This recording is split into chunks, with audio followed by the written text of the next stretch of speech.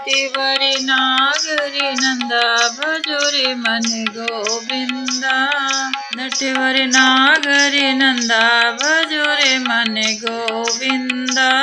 देवों में देव बड़े हैं, सब देवों में देव बड़े हैं। श्याम बिहारी नंदा भजो रे मन गोविंदा। नटवर नागरे नंदा भजो रे मन गोविंदा। नटवर नागरे नंदा भजो रे मन गोविंदा। सब सखियों में राधा बड़ी है, सब सखियों में राधा बड़ी है। जैसे तारों में चंदा भजो रे मन गोविंदा। जैसे तारों बिच चंदा भजो रे मन गोविंदा। नटवर नागरे नंदा भजो रे मन गोविंदा। नटवर नागरे नंदा भजो रे मन गोविंदा। यूं तो सारी नदियाँ बड़ी हैं, यूं तो सारी नदियाँ बड़ी हैं। सबसे बड़ी है गंगा भजो रे मन गोविंदा। सबसे बड़ी है गंगा भजो रे मन गोविंदा। नटवर नागरे नंदा भजो रे मन गोविंदा। नटवर नागरे नंदा भजो रे मन गोविंदा। सब देवों में कृष्ण बड़े हैं, सब देवों में कृष्णा बड़े हैं। राधा रहे सदा संगा भजो रे मन गोविंदा। राधा रहे सदा संगा भजो रे मन गोविंदा। नटवर नागरे नंदा भजो रे मन गोविंदा। तुम ही नटवरे तुम ही नागरे, तुम ही नटवरे तुम ही नागरे। तुम ही बाल मुकुंदा भजो रे मन गोविंदा। तुम ही बाल मुकुंदा भजो रे मन गोविंदा। नटवर नागरे नंदा भजो रे मन गोविंदा। नटवर नागरे नंदा भजो रे मन गोविंदा। ये श्री बांके बिहारी लाल की जय, लाडली सरकार की जय। ओम विष्णुवे नमः। नारायण भगवते वासुदेवाय। हरे कृष्णा। आज मैं आपको विष्णु पुराण से 13-14 अध्याय बतलाने वाली हूँ। आप सभी को पहले तो मैं बहुत बहुत प्रणाम करती हूँ तथा आभार अपना व्यक्त करती हूँ। आप यदि नहीं सुनते तो मैं यहाँ तक कभी नहीं पहुँच पाती। आप सभी को एक बार पुनः मैं प्रणाम करती हूँ और बहुत बहुत धन्यवाद देती हूँ कि आप सब इतने अच्छे से सुन रहे हैं कथा। कहते हैं ना कि प्रेम से हर चीज़ सुनकर और अपने को हासिल हो जाता है। बिना प्रेम हुए किसी चीज़ को यदि हम सुनते हैं और प्रेम नहीं है उसके प्रति, कोई हमारी आस्था ही नहीं है, तो इधर से सुनेंगे उधर से निकल जाएगा। परंतु यदि प्रेम से हम किसी चीज़ को सुनते हैं तो भगवान हमें उसको हृदय में विराजमान भी करते हैं तथा हम वैसे ही धीरे धीरे होते भी जाते हैं कोमल हृदय के और सरलता से अपना जीवन जीने लगते हैं। ये तो प्रेम की बात है उधो, ये तो प्रेम की बात है उधो। बंदगी सबके बस की नहीं है, ये तो प्रेम की बात है उधो। बंदगी सबके बस की नहीं है। प्रभु अपने भक्तों को स्वयं चुनते हैं, दूसरा कोई उन्हें चुन नहीं सकता है। प्रभु की जिसको इच्छा होगी उसको अपना बनाएंगे। हम और आप बड़े पुण्यदायी हैं, यकीन मानिए, क्योंकि भगवान का नाम सुनने के लिए भी बड़ा जोर आता है लोगों को। इधर उधर की बातें दिन भर भले कर लेंगे परंतु उनका कोई मन ही कोई रुचि ही नहीं लगती है प्रभु में। आप सब बड़े पुण्यवान हैं जो भगवान विष्णु की विष्णु पुराण सुन रहे हैं। आइए कथा की ओर चलते हैं। आज कथा में मैं आपको 13 अध्याय से पहले बतलाने वाली हूँ राजा पृथु के बारे में। हे मां शारदे, आप विष्णु पुराण सुनाते समय स्वयं ही अपना वरदान देना। मुझे इसमें कोई योग्यता प्राप्त नहीं है।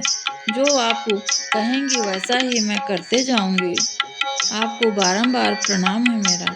आइए कथा सुनते हैं। राजा बेन और पृथु की चरित्र श्री पराशर जी कहते हैं, हे मैत्रेय, ध्रुव से और उनकी पत्नी सृष्टि से भव्य को उत्पन्न किया और भव्य से शुभ का जन्म हुआ तथा सृष्टि के द्वारा उनकी पत्नी सुछाया ने रिपुंजय विप्र व्रतकल और व्रक तेजा नामक 5 निष्काम पुत्र को उत्पन्न किए।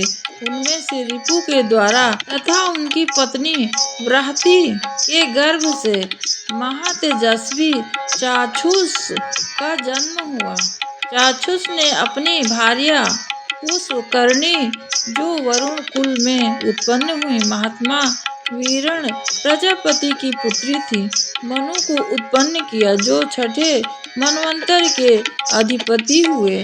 तपस्वियों में श्रेष्ठ मुनि से वैराग्य प्रजापति की पुत्री नडवाला के पुरु सत्युम्र तपस्वी सत्यवान शुचि अग्नि सोटो अतिरात्र और 9वां सुधुम्र और 10वां अभिमन्यु, इन महा तेजस्वी पुत्रों का जन्म हुआ।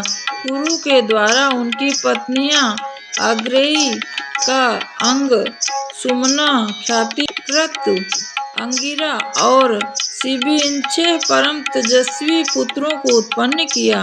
अंग से सुनीता के बेन नामक पुत्र उत्पन्न हुआ। ऋषियों ने उनका बेन जे दाहिने हाथ का संतान के लिए मंथन किया था। महामुनि बेन के हाथ का मंथन करने पर उसे वैश्य नामक महीपाल उत्पन्न हुए जो पृथु नाम से विख्यात हुए और जिन्होंने प्रजा के हित के लिए पूर्व काल में पृथ्वी को दूहा था। और इस बात को सुनकर मैत्री जी कहते हैं, हे मुनि श्रेष्ठ, महर्षियों ने बेन के हाथ को क्यों मथा था जिससे महापराक्रमी पृथु का जन्म हुआ, वह मुझे बतलाइए। पराशर जी कहते हैं, हे मुने, मृत्यु की सुनिधा नाम वाली जो प्रथम पुत्री थी वह अंग को पत्नी रूप से दी ब्याही गई थी, उसी से बेन का जन्म हुआ। मैत्रेय, वह मृत्यु की कन्या का पुत्र अपने नाना के दोष से स्वभाव से ही दुष्ट प्रवृत्ति का हुआ। उस बेन का जिस समय महर्षियों द्वारा राज पद पर अभिषेक हुआ था, उसी समय उस पृथ्वीपति ने संसार भर में यह घोषणा कर दी थी कि भगवान आज से मैं ही हूँ, मैं ही यज्ञ पुरुष हूँ, मुझसे अतिरिक्त यज्ञ का भोक्ता और स्वामी कौन हो सकता है, इसलिए कभी कोई यज्ञ, दान और हवन आदि ना करें। हे मैत्रेय, तब ऋषियों ने उस पृथ्वीपति के पास उपस्थित होकर उसके पहले प्रशंसा कर संतावना युक्त मधुर वाणी से कहा। तब ऋषिगण कहते हैं, हे राजन, हे पृथ्वीपते, तुम्हारे राज्य और देह के उपकार तथा प्रजा के हित के लिए हम जो बात कहते हैं सुनो, तुम्हारा कल्याण हो। देखो, हम बड़े बड़े यज्ञों द्वारा जो सर्व योगेश्वर देवाधि देव भगवान हरि का पूजन करेंगे, उसके फल से जो तुमको भी भाग मिलेगा। हे नृप, इस प्रकार यज्ञों को रोकते नहीं हैं। इस प्रकार विष्णु हमसे प्रसन्न होकर हम लोगों के साथ तुम्हारी भी सफल कामनाएं पूर्ण करेंगे। राजन, जिन राजाओं के राज्य में यज्ञ नहीं होते हैं, यज्ञों द्वारा ही भगवान को पूजन किया जाता है, वो सभी कामनाओं को पूर्ण करते हैं।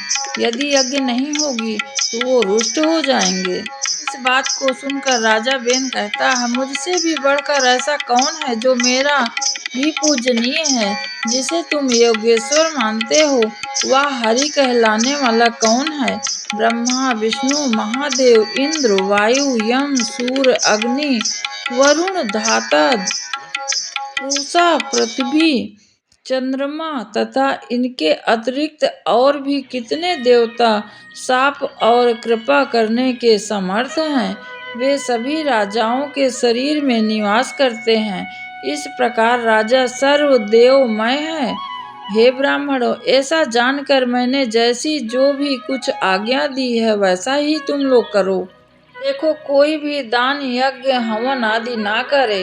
हे द्विजगण, स्त्री का परम धर्म जैसे पति की सेवा करना ही माना गया है, वैसे आप लोग भी मेरी आज्ञा का पालन करिए। तब ऋषिगण कहते हैं, महाराज, आप ऐसी आज्ञा दीजिए जिसमें धर्म का क्षय न हो।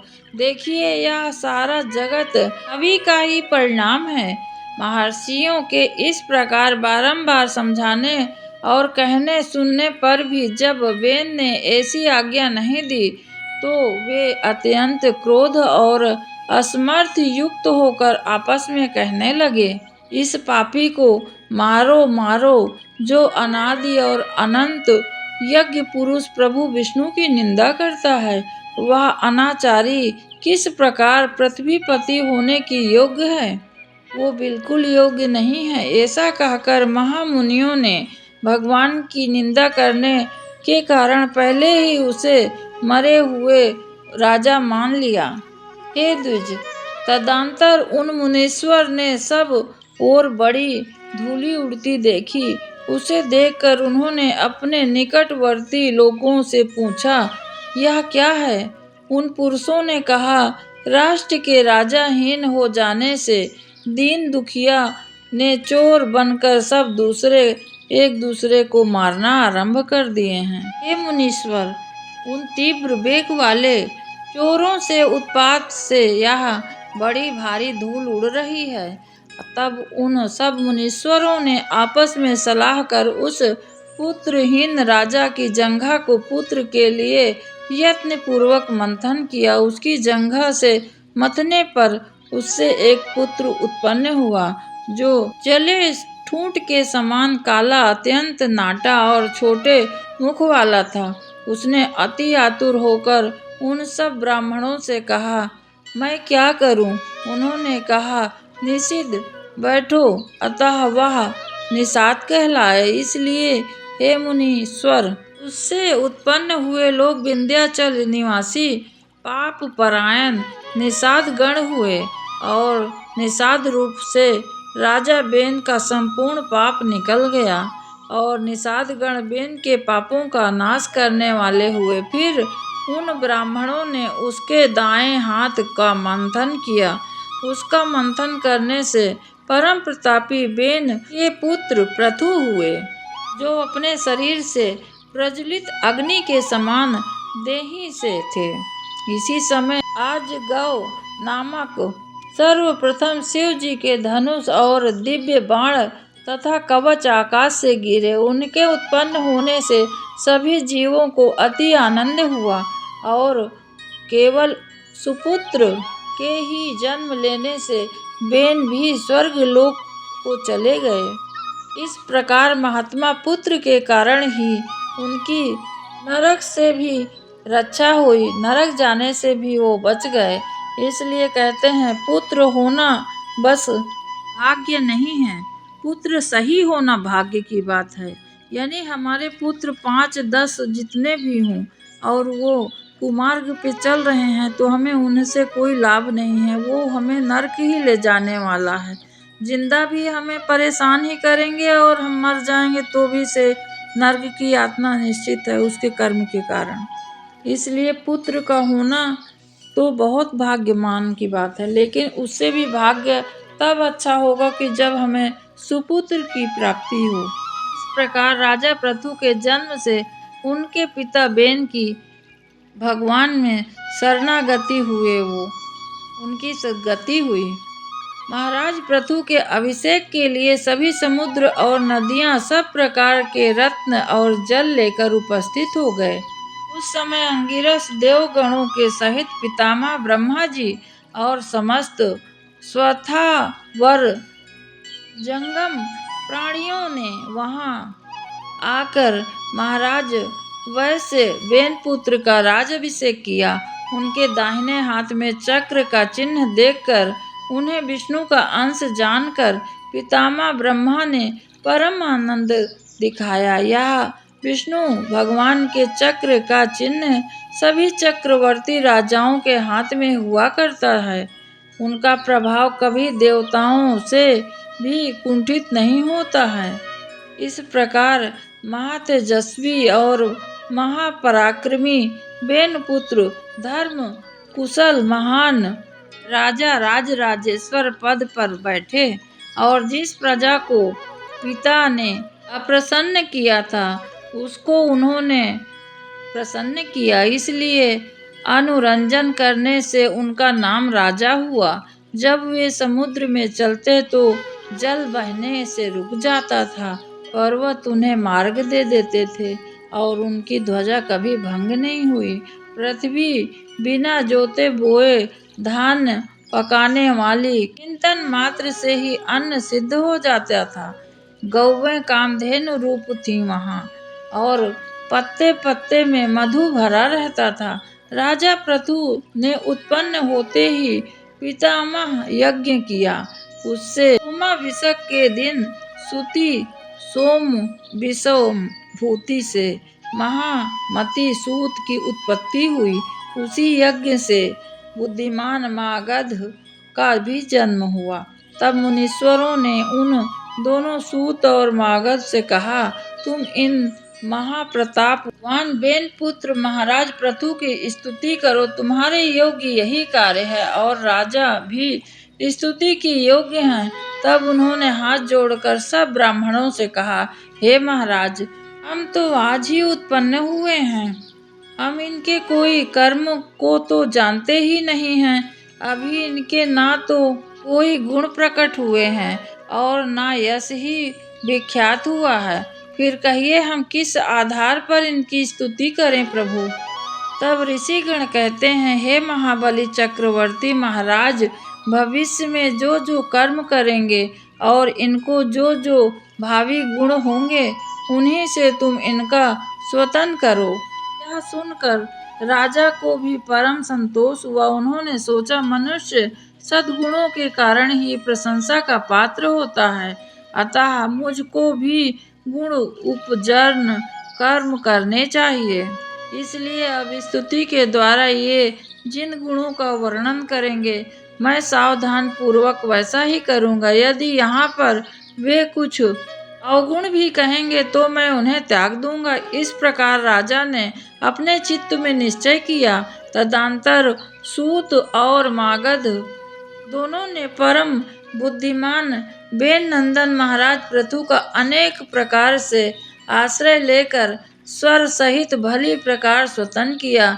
ये महाराज सत्यवादी, शील दान के, सत्य धर्म परायण, लज्जाशील, क्षमाशील, पराक्रमी और दुष्टों का दमन करने वाले हैं। आप धर्म यज्ञ, कृतज्ञ, दयावान, प्रिय भाषी, माननीयों में सम्मानित और शत्रु तथा मित्र के साथ समान व्यवहार करने वाले हैं। इस प्रकार सूत और मागध के कहे हुए गुणों को उन्होंने अपने चित्त में धारण कर लिया और उसी प्रकार के कार्य किए। तब उन पृथ्वीपति ने पृथ्वी का पालन करते हुए बड़ी बड़ी दक्षिणा वाले महान यज्ञ किए। जब उनके पिता की अराजकता के समय औषधियां सभी नष्ट हो जाने से बहुत प्रकार की समस्या होने लगी तथा खाने के लिए भी कुछ न रहा, पृथ्वी के शरीर के अंदर ही सब पृथ्वी समाहित कर ली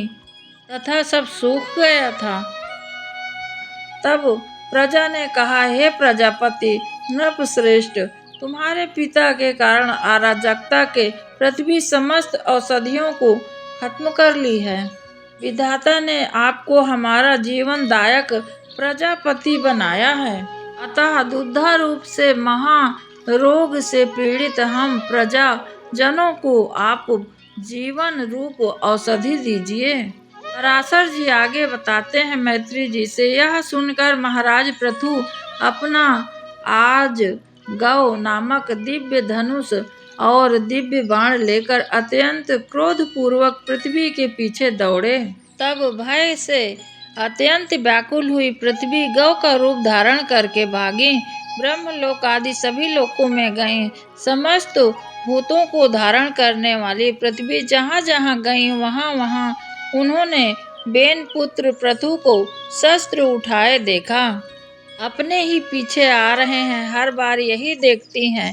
तब इन प्रबल पराक्रमी महाराज पृथु से उनके बाण प्रहार से बचने के लिए कामना से कांपती हुई पृथ्वी इस प्रकार कहने लगी, हे राजेंद्र, क्या आपको स्त्री वध का महापाप नहीं दिख पड़ रहा है, जो मुझे मारने पर आप ऐसे उतारू हो गए हैं?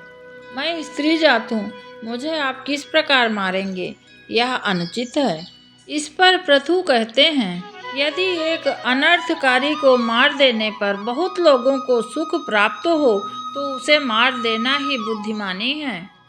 इस पर पृथ्वी देवी कहती हैं, हे नृपश्रेष्ठ, यदि आप प्रजा के हित के लिए ही मुझे मारना चाहते हैं तो आपकी प्रजा का आधार क्या होगा? तब पृथु जी कहते हैं, अरे वसुंधरे, अपनी आज्ञा का उल्लंघन करने वाली मैं तुझे मारकर अपने को योग बल से ही इस प्रजा को धारण कर लूंगा। तब पृथ्वी माता कहते हैं, हे राजन, यत्न पूर्वक आरंभ किए हुए सभी कार्य सिद्ध हो जाते हैं, अतः मैं भी आपको एक उपाय बताती हूँ, यदि आप हो तो वैसा ही करें। हे नाथ, मैंने जिन समस्त औषधियों को बचा लिया है, उन्हें यदि आपकी इच्छा हो तो दुग्ध रूप में आप वह सब मुझसे ले सकते हैं।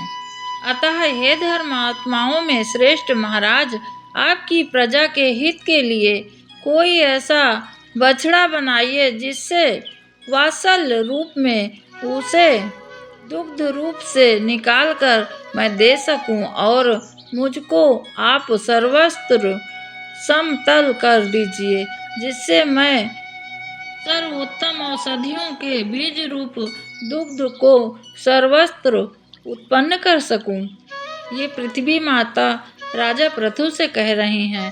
तब राजा पृथु ने अपने धनुष की कोटि से सैकड़ों हजारों पर्वत को उखाड़ा और उन्हें एक स्थान पर इकट्ठा कर दिया। इससे पूर्व पृथ्वी समतल ना होने से पूर्व और ग्राम आदि कोई नियम से ना विभाग था।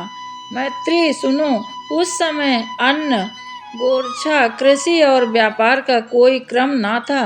यह सब तो बेनपुत्र पृथु के समय से ही आरंभ हुआ था। हे द्विजोत्तम, जहाँ जहाँ भूमि समतल थी वहीं वहीं पर प्रजा ने निवास करना प्रारंभ किया। उस समय तक प्रजा का आहार केवल फल मूल आदि ही था। यहाँ भी औषधियों को नष्ट हो जाने के कारण बड़ा दुर्लभ सब हो गया था। तब पृथ्वीपति पृथु ने स्वयंभू मनु को बछड़ा बनाकर अपने हाथों में ही पृथ्वी से प्रजा के हित के लिए सम्मत धान्यों को दुहा।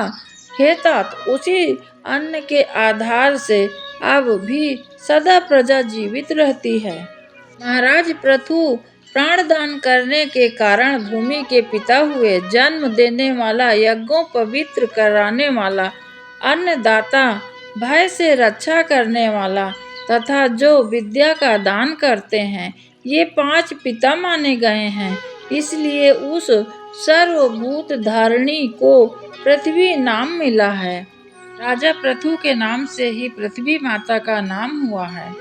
हे मनु, फिर देवता, मुनि, दैत्य, राक्षस, पर्वत, गंधर्व, सर्प, यक्ष और पितृगण आदि ने अपने अपने पात्रों में अपना अभिमत दुहा और दुहाने वाले जो अनुसार उनके जातीय को दोग्धा और वत्स आदि हुए।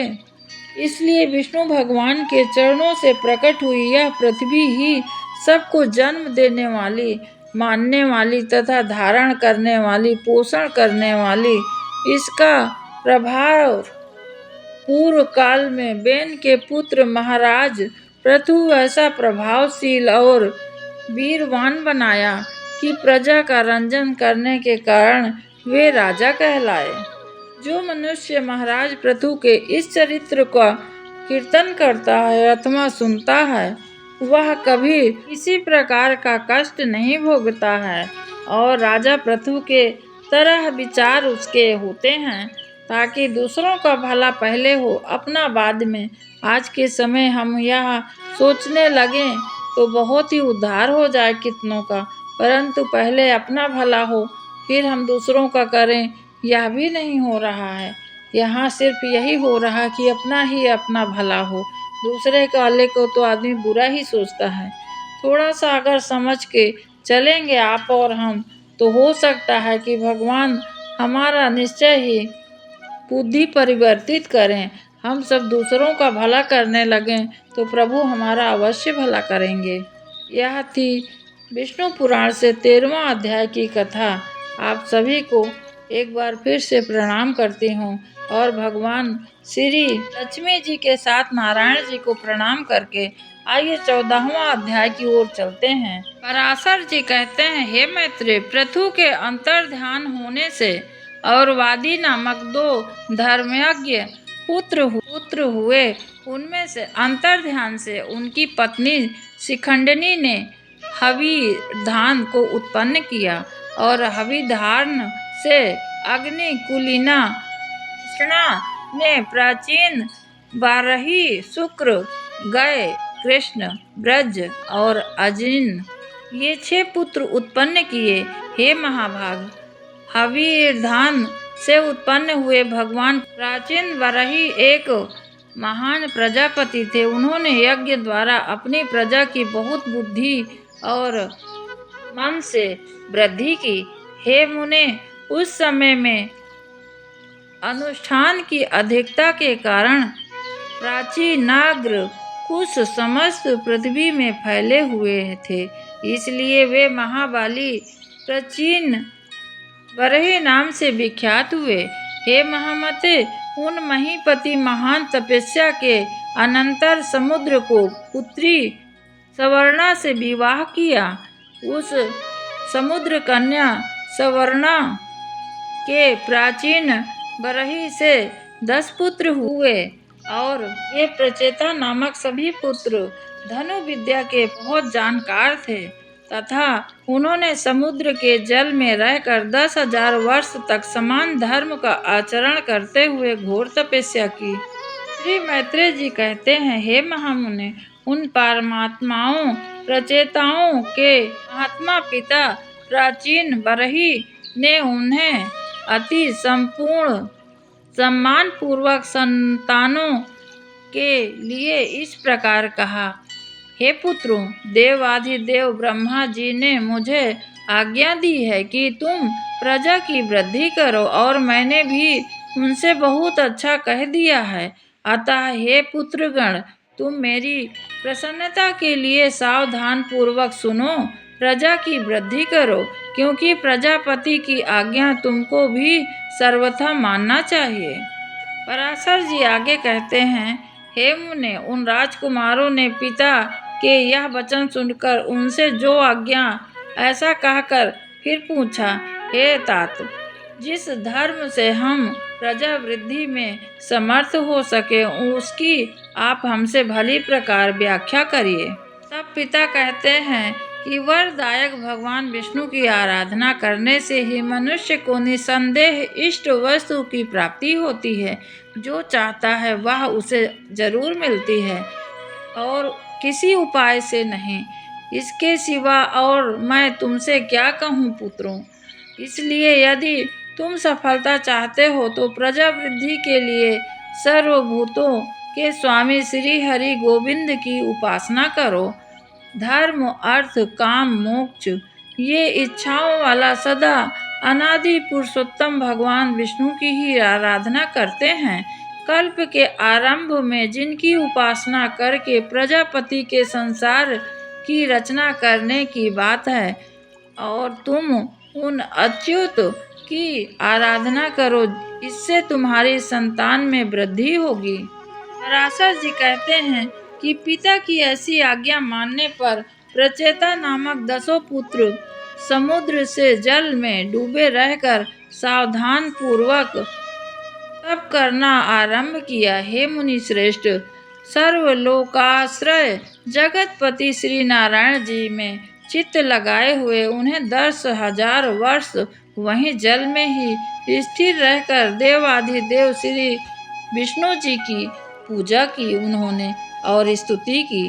पराशर जी कहते हैं, हे मैत्री, पूर्व काल में समुद्र स्थित रहकर प्रचाताओं ने जो तन्मय भाव से श्री गोविंद की जो स्तुति कर रहे थे वो सुनो। सभी पुत्रों ने कहा, जिनमें संपूर्ण वाक्यों को नित्य प्रतिष्ठा है, अर्थात जो संपूर्ण वाक्यों के एकमात्र कारण है, उन निखिल जगन्नाथ परम प्रभु को हम नमस्कार करते हैं, जो ज्योति स्वरूप अनुपम अणु अनंत अपार समस्त चराचर के कारण हैं, तथा जिन रूपहीन परमेश्वर के दिन रात्रि और संध्या ही प्रथम स्वरूप हैं, उन काल रूप भगवान को हम नमस्कार करते हैं।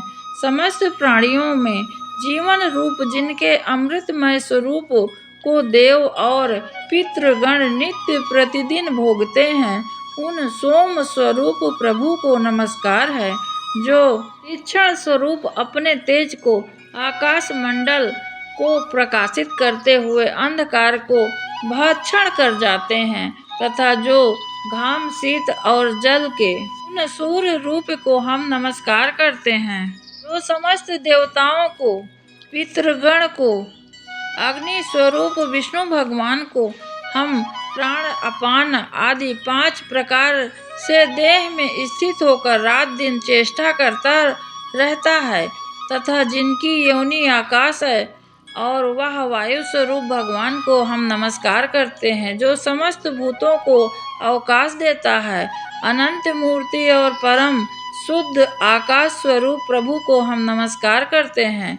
समस्त इंद्रियां सृष्टि के जो उत्तम स्थान और उन शब्द स्पर्श रूप आदि विधाता श्री कृष्ण चंद्र को हम नमस्कार करते हैं, जो ग्रहण करते हैं उन ज्ञान मूल हरि को हम नमस्कार करते हैं।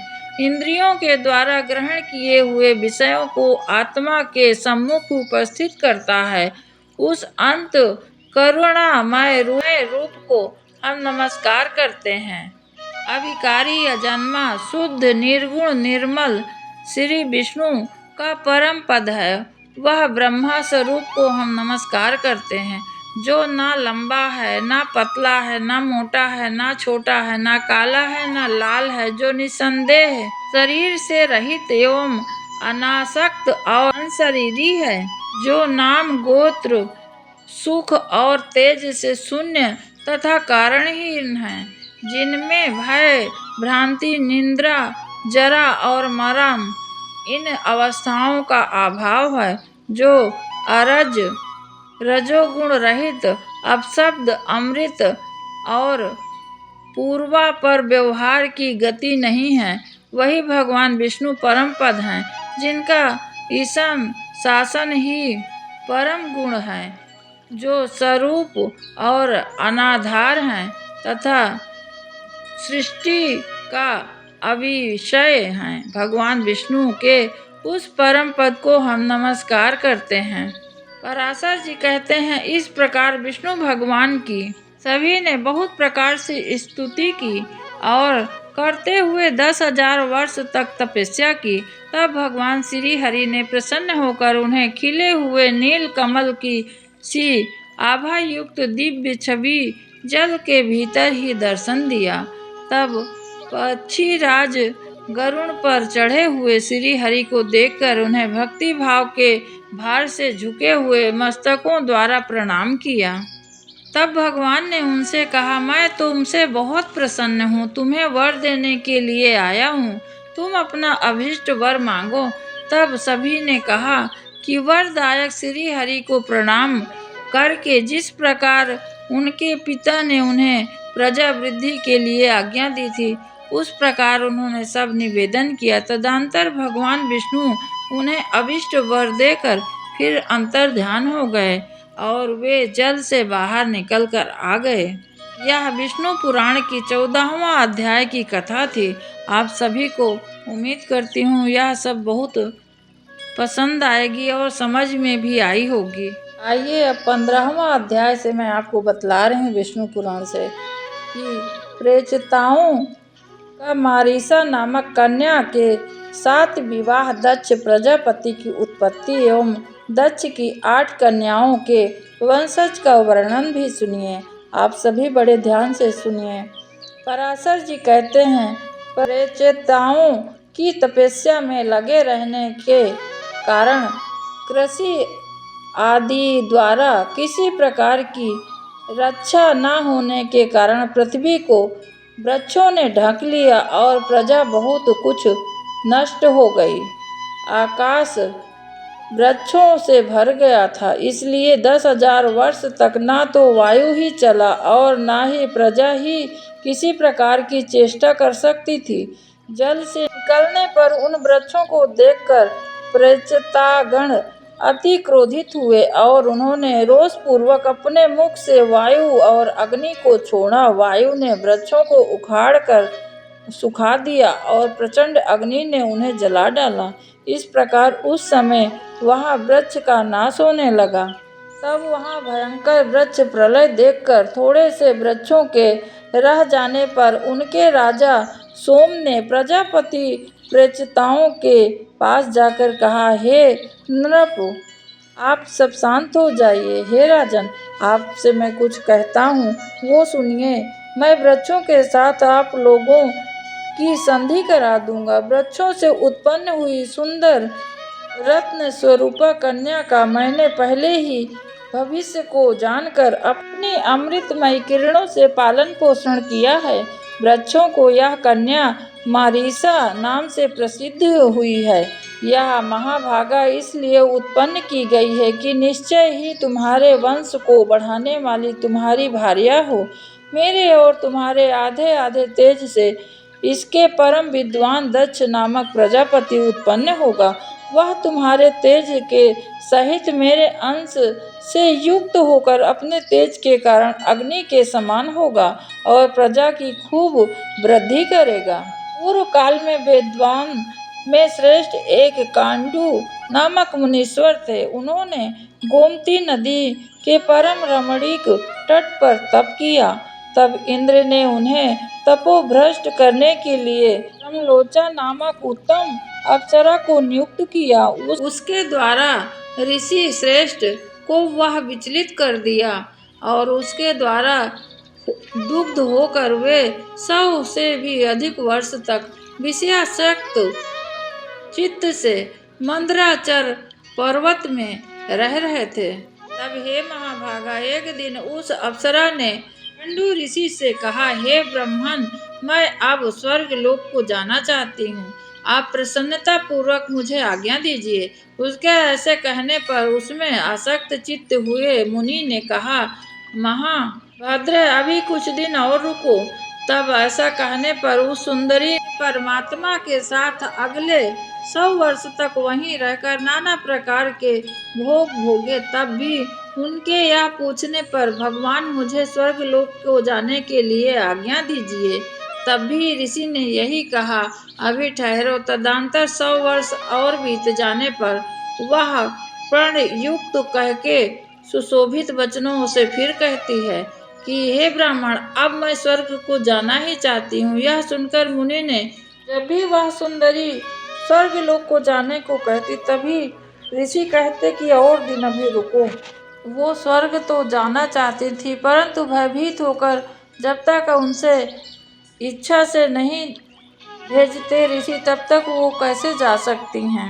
एक दिन वो मुनिवर बड़ी शीघ्रता से अपनी कुटी से निकले। उनकी निकलते समय वह सुंदरी बोली, आप कहाँ जाते हैं? उसके इस प्रकार पूछने पर मुनि ने कहा, हे सुबह, दिन अस्त हो चुका है, इसलिए मैं संध्या उपासना करने जाऊंगा, नहीं तो नित्य क्रिया नष्ट हो जाएगी। तब वह सुंदर दांतों वाली और मुख वाली मुनीश्वर से हंसकर कहती है, हे सर्वधर्मज्ञ, क्या आज ही आपका दिन अस्त हुआ है? हे विप्र, अनेकों वर्षों के पश्चात आज आपका दिन अस्त हुआ है, इससे कहिए किसको आश्चर्य ना होगा। आप तो बहुत दिन से इसी प्रकार मेरे साथ रह रहे हैं।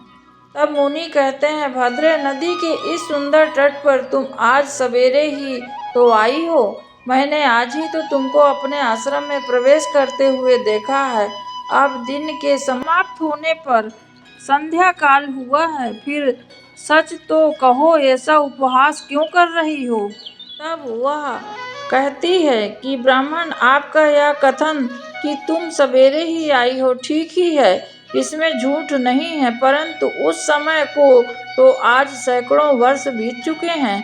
तब उन विप्रवर ने कहा, विशालाक्षी से कुछ घबराकर पूछा, अरे वीरू, ठीक ठीक बता दो, तुम्हारे साथ यहाँ पर रमण करते हुए मुझे कितना समय बीत गया है? तब फिर वह सुंदरी कहती है, अब तक 907 वर्ष हो गए हैं। ऋषि कहते हैं, वीरू, यह तो ठीक कहती हो या हे सुबह मेरी हंसी करती हो, तुम सही बताओ। तब कह रहे हैं कि नहीं, ये सत्य है और आप जानते हैं कि मैं आपके समक्ष कभी झूठ नहीं कह सकती हूँ। हे राजकुमारों, उसके ये सत्य वचन सुनकर मुनि ने मुझे धिक्कार है, ऐसा कहकर स्वयं को भी बहुत भला बुरा उन्होंने कहा। वो मेरा तप नष्ट हो गया, ब्रह्म वेत्ताओं का धन था जो अब मेरे से लुट गया, विवेकी पुरुष बुद्धि की मैं मारा गया। आहो स्त्री, किसी ने मोह उपजाने के लिए तुम्हें रचा है, मुझसे अपने मन की बात कहो। ये स्त्री के संग से वेद विद्या, भगवान की प्राप्ति के कारण रूप मेरे समस्त व्रत नष्ट हो गए हैं। इस प्रकार उन धर्मज्ञ मुनि ने अपने आप को ही बड़े निंदा करते हुए वहां बैठी हुई उस अप्सरा से कहा, अरे पापिन, अब तेरी जहाँ इच्छा हो तहाँ तू चली जा। तूने अपनी बुद्धि से मोहित करके इंद्र का जो कार्य था वह पूरा किया है। मैं तो अपने क्रोध से प्रज्वलित हुए मैं तो तुम्हें भस्म भी नहीं कर सकता हूँ, क्योंकि सज्जनों की मित्रता 7 पग साथ देने से हो जाती है और मैं तो तेरे साथ निवास कर चुका हूँ, अथवा इसमें तेरा दोष भी क्या है जो मैं तुझ पर क्रोध करूँ? दोष तो सारा मेरा ही है, क्योंकि मैं ही बड़ा जितेंद्रिय हूँ। तू महामोह की पिटारी और अत्यंत दुष्टा। हाय, तूने इंद्र के स्वार्थ के लिए मेरी तपस्या नष्ट कर दी, तुझे तो धिक्कार है। जब सोमा ने कहा, वे महर्षि उस सुंदरी से आज तक ऐसा कहते रहे, तब तक वह भय के कारण पसीने से सरोबोर होकर अत्यंत कांपती रही। इस प्रकार जिसका समस्त शरीर पसीने में डूब गया था और भय से थरथर कांप रही थी। तब मुनि श्रेष्ठ कंडू ने क्रोध पूर्वक कहा, अरे तू चली जा, चली जा। तब बारंबार फटकार करने पर भी आश्रम से निकलकर वह आकाश के मार्ग से जाते हुए उसने अपना पसीना पत्तों से पोंछा और वह बाला वृक्षों के नवीन लाल लाल पत्तों से अपने पसीने से तर शरीर को पोंछती हुई वृक्ष के दूसरे वृक्ष पर चली गई। उस समय ऋषि उसके शरीर में जो गर्भ स्थापित किया था वह भी रोमांच से निकले हुए पसीने के रूप में उसके शरीर से बाहर निकल आया। उस गर्भ को वृक्षों ने ग्रहण कर लिया, उसे वायु ने एकत्रित कर लिया और अपनी किरणों से उसे पोषित करने लगा। इसमें वह धीरे धीरे बढ़ गया। यक्षाग्र से उत्पन्न हुई वह मारीसा नाम की सुमुखी कन्या तुम्हारे वृक्ष गण समर्पण करेंगे, अतः अब यह क्रोध शांत कर लीजिए।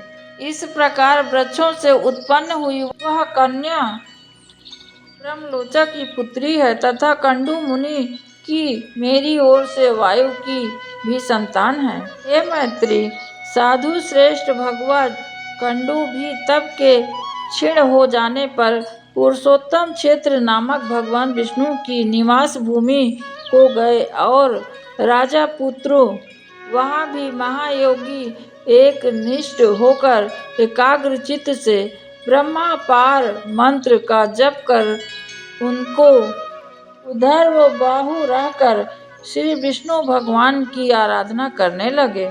तब प्रचेता गण बोले, हम कंडू मुनि का ब्रह्मापार नामक परम स्तोत्र सुनना चाहते हैं, जिसका जप करते हुए उन्होंने श्री केशव जी की आराधना की थी। अब सोम ने कहा, हे राजकुमारों, वह मंत्र इस प्रकार से है। श्री विष्णु भगवान संसार मार्ग की अंतिम अवधि हैं, उनका पार पाना कठिन है। वे पर आकाश से भी अर्थात अनंत हैं और सत्य रूप हैं। तपोनिष्ठ महात्माओं के ही वे प्राप्त होते हैं, क्योंकि वे प्रपंच से परे हैं, इंद्रियों के अगोचर परमात्मा हैं और भक्तों के पालक एवं उनके अभीष्ट को पूर्ण करने वाले हैं। अहंकार और उसके भी हेतु, महत्व के हेतु, प्रधान के भी परम हेतु हैं और इस प्रकार समस्त कर्म और कर्ता आदि के सहित कार्य रूपी से स्थित सकल प्रपंच का पालन करते हैं। ब्रह्मा ही प्रभु हैं, ब्रह्मा ही सर्व स्वरूप हैं और ब्रह्मा ही सकल प्रजापति हैं, रक्षक तथा अविनाशी हैं। वह ब्रह्मा नित्य और अजन्मा है तथा वही क्षय आदि सम्मत विकारों के शून्य हैं और प्रभु विष्णु हैं, क्योंकि वह अक्षर अज और नित्य ब्रह्मा ही पुरुषोत्तम भगवान विष्णु हैं। इसलिए मेरे राग आदि द्वेष शांत हूँ। इस प्रकार नामक परम स्तोत्र का जप करते हुए श्री केशव की आराधना करने से उन मुनीश्वरों ने परम सिद्धि को प्राप्त की है। जो पुरुष इस स्तोत्र को नित्य प्रतिदिन पढ़ता है या सुनता है, वह काम आदि सकल दोषों से मुक्त होकर अपना मनवांछित फल प्राप्त करता है। अब मैं तुम्हें यह बताता हूँ कि माँ अरीसा पूर्व जन्म में कौन थी। यह बता देने से तुम्हारा कार्य का गौरव सफल होगा, अर्थात तुम प्रजा वृद्धि रूप का फल प्राप्त कर सकोगे। यही साध्वी अपने पूर्व जन्म में एक महारानी थी। पुत्रहीन अवस्था में ही पति के मर जाने पर इन महाभागा ने अपने भक्ति भाव से विष्णु भगवान को संतुष्ट किया और इसी आराधना से प्रसन्न होकर भगवान विष्णु ने प्रकट होकर कहा, हे शुभे, वर मांगो। तब इन्होंने अपनी मनोअभिलाषा इस प्रकार कही सुनाई, भगवान, काल विधवा होने के कारण मेरा जन्म व्यर्थ हो गया है। हे जगतपति, मैं ऐसी अभागन स्त्री हूँ, फलहीन पुत्रहीन ही उत्पन्न हुई, अतः आपकी कृपा से जन्म जन्म मेरे बड़े प्रशंसनीय पति हो और प्रजापति ब्रह्मा के समान पुत्र हो। और हे प्रभु, आपके प्रसाद से मैं भी कुलशील अवस्था, सत्य, सब प्रकार से शीघ्र कार्य करना, सब कार्य में दक्षता, सत्व, वृद्ध सेवा तथा कृतज्ञता आदि गुणों तथा सुंदर रूप संपत्ति से सभी को प्रिय लगने वाली, परंतु माता के गर्भ से जन्म लिए बिना ही उत्पन्न हूँ। सोम कहते हैं, उनके ऐसे कहने पर वरदायक परमेश्वर देवादि देव श्री ऋषिकेश ने प्रणाम के लिए झुकी हुई उस महिला को उठाकर कहा, तेरे एक ही जन्म में बड़े पराक्रमी और विख्यात कर्मवीर 10 पति होंगे और हे शोभने, उस समय तुझे प्रजापति के समान एक महावीरवान पुत्र, विक्रम युक्त पुत्र भी प्राप्त होगा। इस संसार में कितने ही वंशों को चलाने वाला होगा। उसकी संतान संपूर्ण त्रिलोकी में फैल जाएगी तथा तू भी मेरी कृपा से उदार रूप, गुण संपन्न, सुशीला और मनुष्यों के चित्त को प्रसन्न करने वाली होगी। राजपुत्रों ने उस कन्या से कहकर भगवान वहां अंतर्ध्यान हो गए और वही यह मारीसा के रूप में उत्पन्न हुई तुम्हारी पत्नी है। तब पराशर जी कहते हैं कि सोमदेव के कहने से प्रचेताओं ने अपना क्रोध को शांत किया और इस मारीसा को वृक्षों के पत्नी रूप ग्रहण कर लिया। उन 10 प्रचेताओं से मारीसा के महाभाग दक्ष प्रजापति का जन्म हुआ, जो पहले ब्रह्मा जी से उत्पन्न हुए थे। ये महामते, उन महाभाग दक्ष ने ब्रह्मा जी की आज्ञा पालते हुए सर्ग रचना के लिए, अपनी सृष्टि बढ़ाने और संतान उत्पन्न करने के लिए नीच ऊंच तथा नाना प्रकार के जीव को पुत्र रूप में उत्पन्न किया। प्रजापति दक्ष ने पहले मन से ही सृष्टि करके फिर स्त्रियों की उत्पत्ति की। उनमें से 10 धर्म को और 13 कश्यप की तथा काल परिवर्तन में नियुक्त अश्विनी आदि 27 चंद्रमा को विवाह दी। उन्हीं से देवता, दैत्य, नाग, गौ, पक्षी, गंधर्व, अप्सराएं और दानव आदि उत्पन्न हुए। हे मैत्रेय, दक्ष के समय से ही प्रजा का स्त्री पुरुष संबंध द्वारा उत्पन्न हुआ आरंभ, और उसके पहले तो तेजस्वी पुत्र सिद्ध पुरुष तपोबल से पैदा करते थे और संकल्प, दर्शन अथवा स्पर्श मात्र से प्रजा उत्पन्न हो जाती थी। फिर मैत्री जी कहते हैं, हे मुनि, मैंने तो सुना था कि दक्ष का जन्म ब्रह्मा जी के अंगूठे से हुआ है। फिर वे प्रचेताओं के पुत्र किस प्रकार हुए? हे ब्राह्मण, मेरे हृदय में यह बड़ा संदेह हो रहा है। सोमदेव के पवित्र होकर भी वे उनके ससुर हुए। तब पराशर जी कहते हैं, हे मैत्री, प्राणियों की उत्पत्ति और नाश प्रवाह रूप से निरंतर हुआ करते हैं। इस विषय में ऋषि तथा अन्य दिव्य दृष्टि पुरुषों को कोई मोह नहीं होता है। हे मुनि श्रेष्ठ, ये दक्षादि युग युग में होते हैं और फिर लीन हो जाते हैं, इसमें विद्वान को किसी प्रकार का संदेह नहीं होता है। हे द्विज, इसमें पहले किसी प्रकार की ज्येष्ठा अथवा कनिष्ठा भी नहीं थी। उस समय तप और प्रभाव ही उनकी ज्येष्ठा का कारण होता था। तब मैत्रेय जी कहते हैं, हे ब्राह्मण, आप मुझसे देव, दानव, गंधर्व, सर्प और राक्षसों की उत्पत्ति विस्तार पूर्वक कहिए।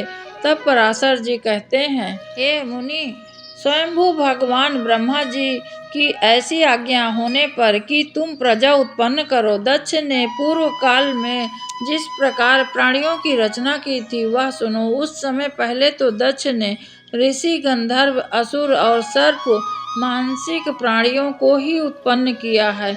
इस प्रकार रचना करते हुए जब उनकी वह प्रजा और ना बढ़ी तो उन्होंने प्रजापति सृष्टि की वृद्धि के लिए मन में विचार कर नर नारी से सृष्टि का निर्माण नाना प्रकार से प्रजा का उत्पन्न करने की इच्छा किया।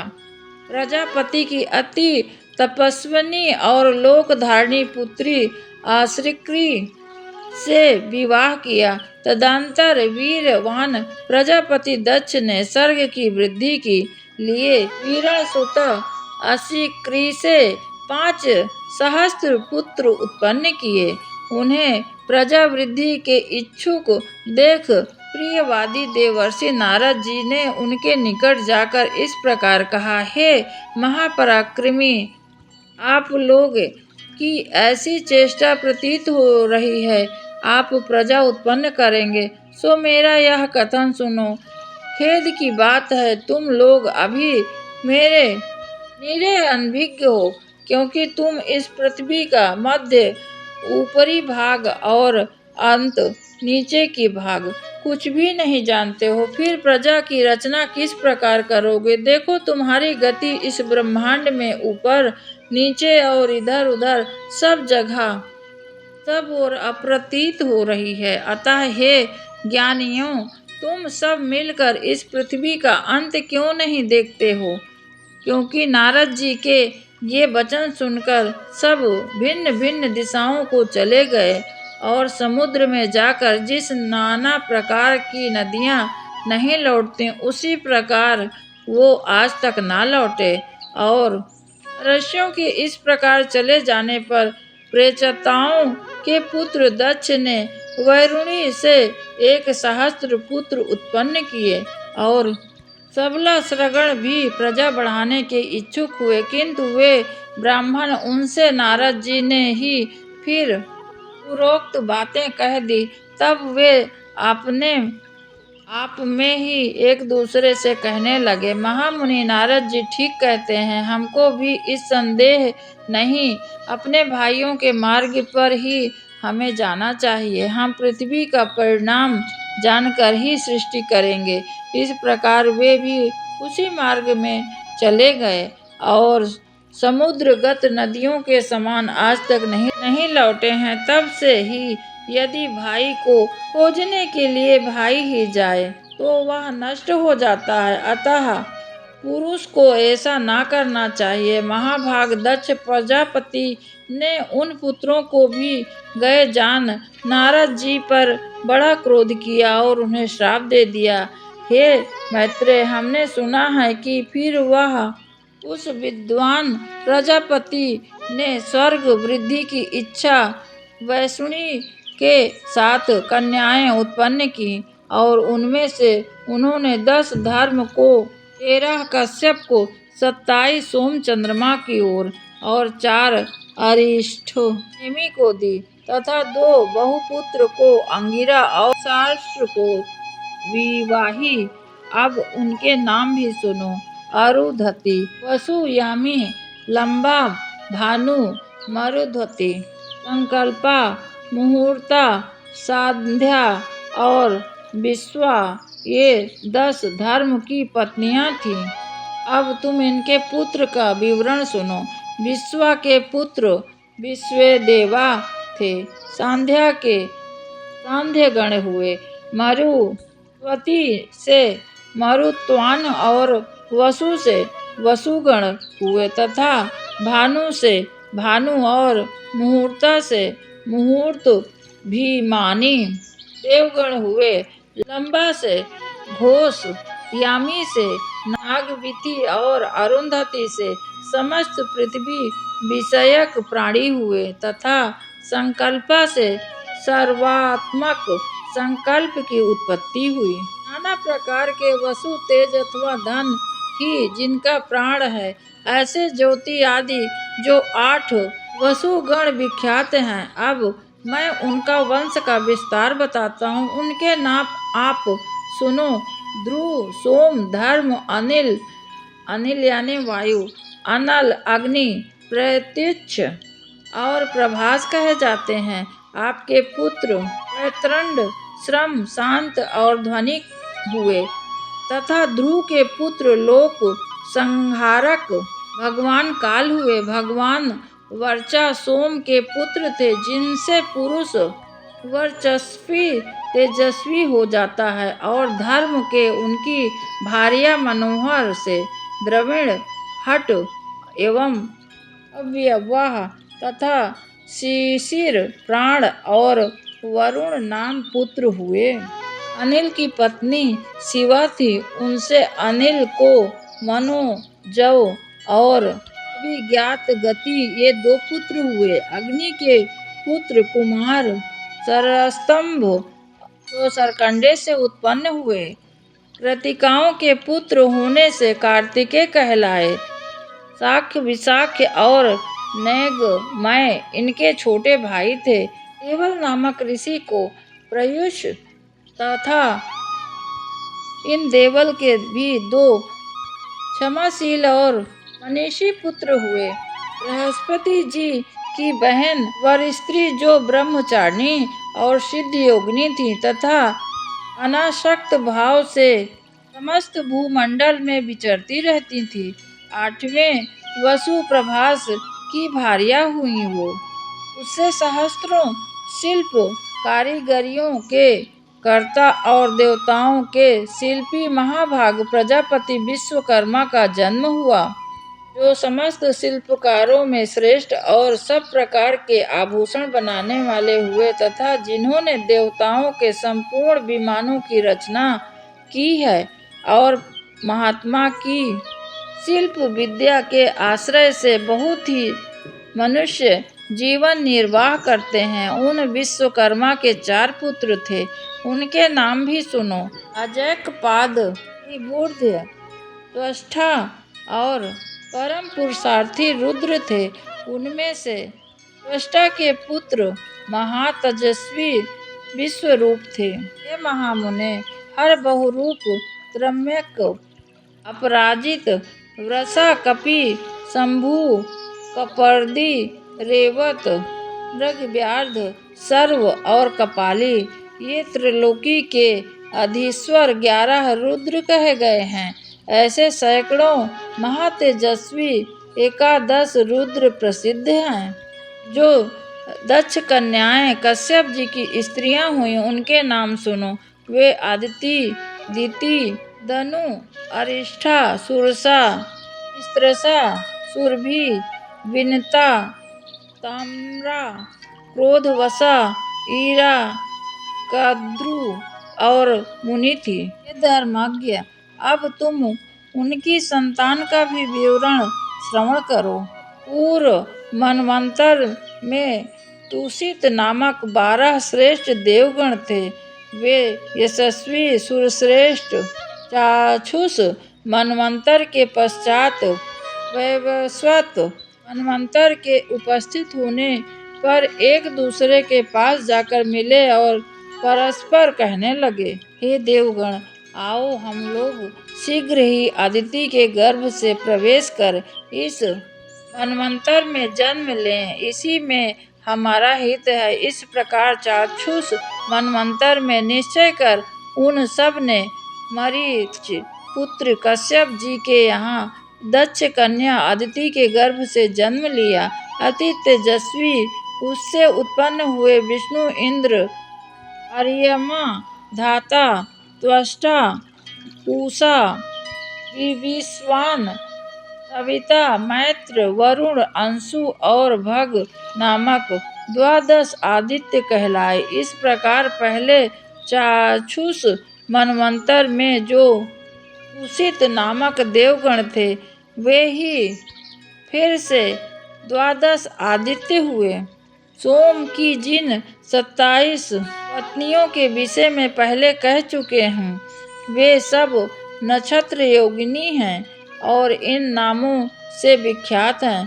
उन अति तेजस्विनियों के भी अनेक प्रतिभाशाली पुत्र उत्पन्न हुए। हृष्टनेमि की पत्नियों के 16 पुत्र हुए। बुद्धिमान बहुपुत्र की भार्या कपिला, अतिलोहिता, पीता और असिता नामक 4 प्रकार की विद्युत कही जाती हैं। ब्रह्म ऋषियों से सत्यकृत ऋचाओं के अभिमानी देव श्रेष्ठ सत्यगिरा से उत्पन्न हुए हैं तथा शास्त्रों के अभिमानी देवगण नामक देवगण, देव ऋषि, देवप्रहरण नामक देवगण, देवर्षि, इस प्रकार 8 वसु, 11 रुद्र, 12 आदित्य, प्रजापति और वसिष्ठकार, ये 33 वेदांत देवता अपनी इच्छा अनुसार जन्म लेने वाले कहते हैं।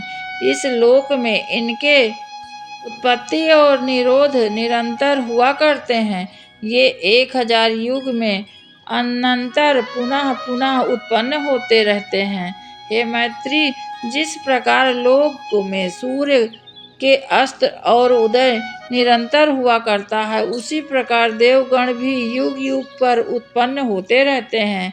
हमने सुना है दिति के कश्यप जी के पुत्र हिरण्यकश्यपु तथा हिरण्याक्ष नामक 2 पुत्र तथा सिंह का नाम की एक कन्या हुई, जो विप्रचिति को ब्याही गई है। हिरण्यकश्यपु के अति तेजस्वी और महापराक्रमी अनुहाद हाद बुद्धिमान प्रहलाद और संहाद नामक 4 पुत्र हुए जो दैत्य वंश को बढ़ाने वाले थे।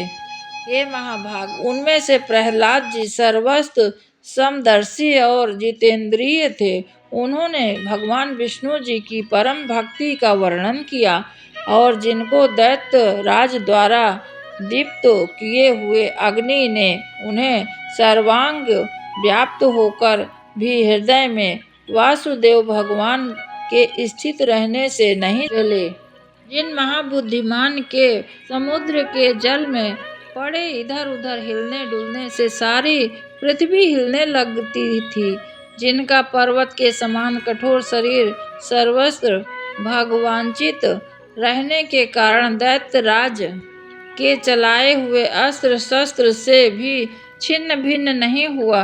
दैत्य राज द्वारा प्रेरित विषाग्नि से प्रज्वलित मुख वाले सर्प भी जिनका अंत नहीं कर सके, उन्होंने भगवान का कवच धारण किए रहने के कारण पुरुषोत्तम भगवान का स्मरण करते हुए पत्थरों की बहुत मार पड़ने पर भी अपने प्राण नहीं छोड़ा।